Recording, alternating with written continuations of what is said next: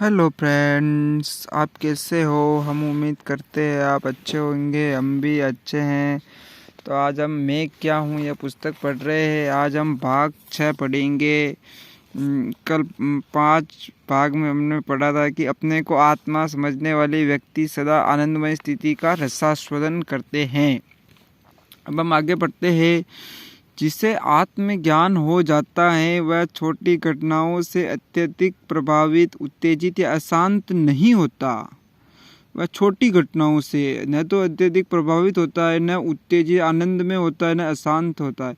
लाभ हानि, जीवन मरण, विरह विचय, मान अपमान, लोभ क्रोध, काम भोग, राग द्वेष की कोई घटना उसे अत्यधिक सुभित नहीं करती, क्योंकि वह जानता है कि यह सब परिवर्तनशील संसार में नित्य का स्वाभाविक क्रम है। क्योंकि यह संसार परिवर्तनशील है, सब चीज़ें गतिमान है, पृथ्वी भी गतिमान है, तो यह नित्य का स्वाभाविक क्रम है।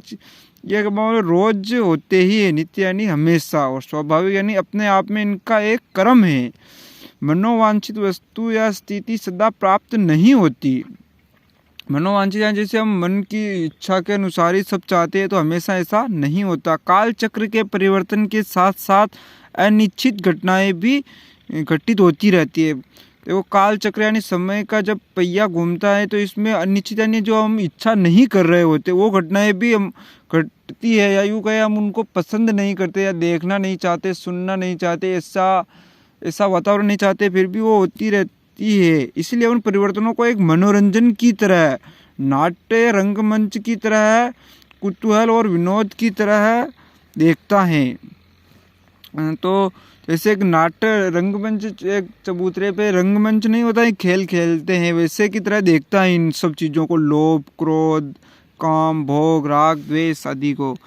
किसी अनिश्चित स्थिति को सामने आया देखकर वह बेचैन नहीं होता।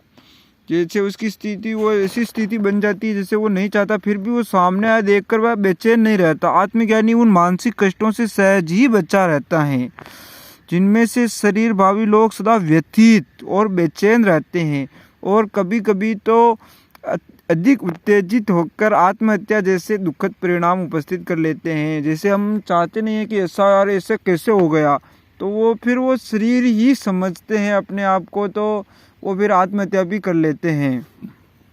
तो हमें यह सीखनी चाहिए इस बात से कि एक बात अपने हिसाब से जोड़ लेते हैं कि जैसा भी हो रहा है तो क्या फ़र्क पड़ रहा है। जैसे अनिश्चित यानी जैसे अपनी इच्छा नहीं है वैसी स्थिति बन गई, तो वैसा हो भी गया तो क्या फ़र्क पड़ जाएगा। एक अच्छा विचार है, क्या फ़र्क पड़ता है, ये हमने कहीं सुना था, ये अच्छा विचार है। जैसे हम ऐसा कर रहे हैं, ऐसा हो जाएगा तो भी क्या फ़र्क पड़ता है। ये हमको एक इस जीवन को या सरल बनाने के लिए यह एक अच्छा विचार है। अब हम आगे पढ़ते हैं। आत्मज्ञानी उन मानसिक कष्टों से सहज ही बचा रहता है जिनमें से शरीर भावी लोग सदा व्यथित और बेचैन रहते हैं, और कभी कभी तो अधिक उत्तेजित यानी उतावला होकर आत्महत्या जैसे दुखद परिणाम उपस्थित कर लेते हैं। जीवन को शुद्ध सरल स्वाभाविक एवं पुण्य प्रतिष्ठा से भरा पूरा बनाने का राजमार्ग यह है कि हम अपने आप को शरीर भाव से ऊंचा उठावे, आत्मभाव में जागृत हो। इससे सच्चा सुख शांति और जीवन लक्ष्य की प्राप्ति होती है। अध्यात्म विद्या के आचार्यों ने इस सत्य को भली प्रकार अनुभव किया है और अपनी साधनाओं में सर्वप्रथम स्थान आत्मज्ञान को दिया है। मैं क्या हूँ, इस प्रश्न पर विचार करने पर यही निष्कर्ष निकलता है कि मैं आत्मा हूँ। यह भाव जितना ही सुदृढ़ होता जाता है उतने ही उसके विचार और कार्य आध्यात्मिक एवं पुण्य रूप होते जाते हैं।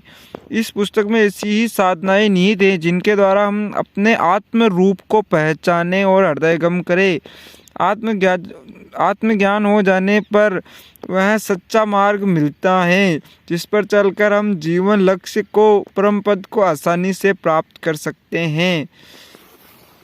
तो फ्रेंड्स, हम शरीर आत्मज्ञान हो जाने पर भी यह शरीर तो हमारा रहेगा। इस शरीर से हम कुछ देखेंगे तो हमें अच्छा बुरा लगेगा ही, लेकिन हमको फिर यह देखना है कि हम क्या है कि हम अपने आप को एक फिर वो देखेंगे, एक नाटक करने वाला समझेंगे। शरीर जैसे कुछ पल के लिए आया है, वापस चेंज हो जाता है।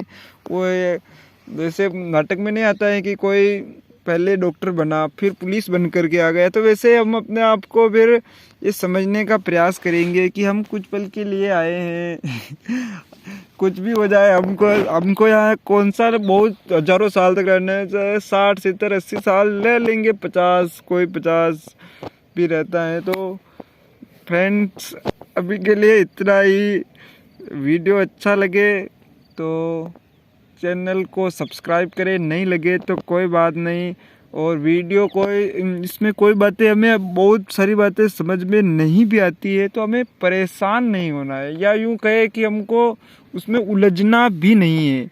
बस हमको इतना करना है कि जो बातें समझ में आए उसको हमको अपने आप में पक्का करते रहना है।